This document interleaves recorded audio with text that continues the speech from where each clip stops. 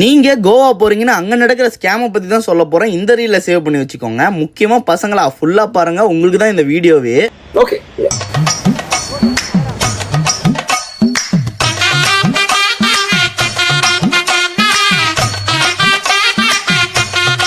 So ரீசெண்டாக நாங்கள் 6 பேர் கோவா ட்ரிப் போயிருந்தோம். கோவா ட்ரிப் போகிறது பிரச்சனை இல்லை, இந்த பேக்கேஜில் போகிறீங்களா அதுதான் தப்பு. ஏன் தெரியுமா?